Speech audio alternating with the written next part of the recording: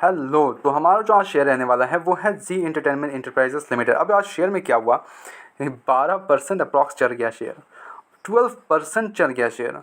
5 दिन का देख ले तो 5% की तेज़ी एक निचले स्तर से आके यहाँ पॉइंट पे 129 के अराउंड, एंड देन ये रिवर्सल लिया 148 के अराउंड। बहुत बढ़िया रिवर्सल है। एक महीने का देख ले तो ये बढ़िया मूव, बहुत टाइम से कॉन्सोलेशन करने के बाद 120 उसके अराउंड में 126 127, एंड देन ये नाउ जस्ट एक अच्छा खासा ब्रेकआउट देखने को मिल रहा है हमें। 6 महीने में देख ले अच्छा खासा ब्रेकआउट है। अब पॉइंट ये आता है कि ब्रेकआउट तो चलो दे दिया, ठीक है, मूवमेंट आ गया, अब हम क्या करें शेयर पे, ठीक है। क्या हमारे लिए एक अच्छा होल्ड हो सकता है for the longer period of time, समझ सकते हो। एट द सेम टाइम क्या हम फ्रेश एंट्री ले सकते हैं शेयर में, क्या ये शेयर हमारे फ्यूचर प्लान्स को सेट करके दे सकता है, ये सारी चीज़ें डिस्कस करेंगे। शेयर को ले चलते हैं स्क्रीनर पे। देखो, शेयर का जो मेन बिजनेस है वो है क्या, आपने इसके चैनल्स चेकआउट किए होंगे, टीवीज़ तो होंगे आपके पास, जी एंटरटेनमेंट चैनल होंगे आपके पास। तो सिंपल सी बात है, broadcasting of satellite television channel, space settling agent for other satellite television channels, sale of media, program, film rights, feeds, music rights, तो सारी चीज़ें म्यूज़िक राइट्स वगैरह, म्यूज़िक वगैरह शो कर सकते हैं ये, ठीक है। ये सारी चीज़ें, मूवीज़, फीड्स, एवरीथिंग, ठीक है। अब कंपनी का मार्केट कैप देख ले तो 14,000 करोड़ का मार्केट कैप है।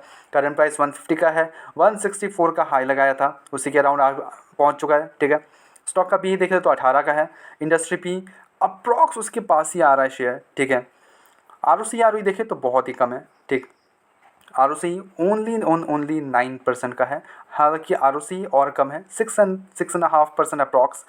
कंपनी के पास जो डेप्ट है वो है 321 करोड़, डेप्ट टू इक्विटी 0.03, ठीक है। अब अगर what you can see reserves अगर चेकआउट करें तो रिजर्व से कंपनी के पास 11,000 करोड़ का रिजर्व्स है, ठीक है। 11,000 करोड़ का रिजर्व्स है, तो डेप्ट के कारण फेलियर के चांसेस तो ना के बराबर हैं, ठीक है। समझ गए बात। क्वार्टर रिजल्ट चेक करें, ये हम चेकआउट करें फंडामेंटल्स एनालिसिस पूरी कंपनी का, ठीक है। सेल्स देख ले तो हुआ है इस बार 2,184 करोड़ का। जो नेट प्रॉफिट है कंपनी का वो 13 करोड़ से इंक्रीज होकर 188 करोड़ का हो गया है। पिछले जो ईयर था इनका वो 88% का इन्होंने टैक्स भरना पड़ा था, ठीक है। बट दिस टाइम ओनली 28% का टैक्स देना पड़ा, तो जिसके कारण एक जो नेट प्रॉफिट है वो एक बूम ले गया 188 करोड़ का, ठीक है। इन्वेस्टर्स का भरोसा देख लें तो प्रमोटर्स के पास 3% का स्टेक है, ओनली एंड ओनली 3% का स्टेक है। एफ होल्ड करते हैं 22% का स्टेक, डी होल्ड करते हैं 15% का स्टेक, गवर्नमेंट 0.13 का स्टेक, पब्लिक होल्ड करती है 57%। ये तो यार, ये तो पब्लिक ही वाली कंपनी है, पूरी कंपनी पब्लिक की है, पब्लिक लेके बैठे हैं भाई 57%। समझ पा रहे हो, पूरा कंपनी ही पब्लिक के पास बोल सकते हो, 57% हम जैसे लोगों के पास है भाई। 3% तो खाली प्रमोटर्स होल्ड करते हैं, ओके, ठीक है। तो अब मेन रीज़न है क्या कंपनी पे हम होल्ड कर सकते हैं लॉन्गर पीरियड ऑफ टाइम। देखो, मेरे हिसाब से मैं इन बिजनेसों को ज़्यादा समझता नहीं हूँ, तो मैं इस पर ज़्यादा होल्ड करने के या फिर मैं फ्यूचरिस्टिक नहीं समझता, बिकॉज अच्छे चैनल्स आ जाते हैं फिर वो टेक ओवर कर जाते हैं, ये सारी चीज़ें होती है।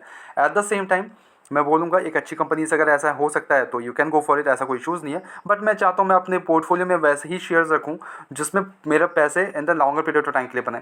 जैसे कि एग्जांपल सेट कर देता हूँ मैं, एक दो एग्जांपल्स देता हूँ। डिफेंस सेक्टर, ठीक है। Second will be renewable sector, काफ़ी फ्यूचरिस्टिक सेक्टर है, वहाँ मेरे पैसे काफ़ी बन सकते हैं। Third sector data centre stocks. Fourth जो स्टॉक फोर्थ सेक्टर रहेगा अपना कवच, काफ़ी फ्यूचरिस्टिक सेक्टर है।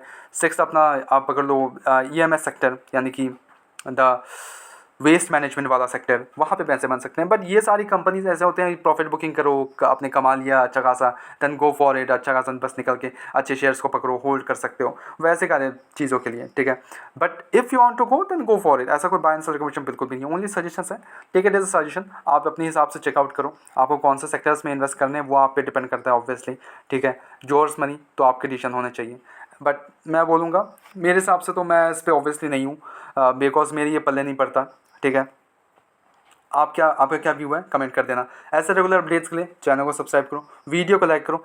एंड अगर मैं बोलूँ तो शेयर में कोई भी इशूज़ नहीं है, ठीक है। अभी के हिसाब से शेयर में कोई भी इशूज़ नहीं है, अच्छा रिजल्ट्स हैं, इन्वेस्टर्स का भरोसा ओके, ठीक है, थोड़ा कम है बट ओके है। स्टॉक का पी वगैरह फंडामेंटल तो कोई इशूज़ नहीं है, फंडामेंटल कोई भी इशूज़ नहीं है, अच्छा खासा रिजर्व है कंपनी के पास, फंडामेंटली कुछ भी इशूज़ नहीं है, ठीक है। आप जा सकते हो आराम से।